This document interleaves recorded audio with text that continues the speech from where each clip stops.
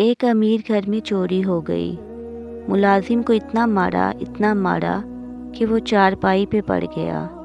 Police والوں سے اتنی مار پڑوائی گئی کہ وہ بیچارہ مرنے کے قریب پہنچ گیا، اور پھر وہ اتنا بیمار ہوا اور کچھ دنوں بعد یہ بھی پتہ چل گیا کہ چور تو سیٹھ کا اپنا بیٹا ہے۔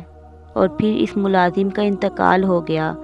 وہ سیٹھ صاحب اور گھر والے آ کے مرنے والے کے کان میں معافیہ مانگ رہے تھے، تو ان سے کہا گیا تھا کہ اب تو یہ چلا گیا ہے، تمہارا زور چلتا تھا، تم لوگوں نے قانون خرید لیا اور تم لوگوں سے جتنا ہو سکا اسے مار پڑوائی، تمہارے پاس جو عدالتیں تھیں تم نے وہاں کارروائی کی، اب ایک عدالت قیامت کے دن لگے گی۔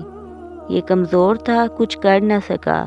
میرے نبی پاک صلی اللہ علیہ وسلم نے فرمایا، سن لو، اگر سینگ والی بکری نے بغیر سینگ والی بکری کو تکلیف دی ہوگی نا، تو قیامت کے دن اسے بھی بدلہ دینا پڑے گا کہ تیرے پاس سینگ تھے اور تو نے اسے مارا تھا۔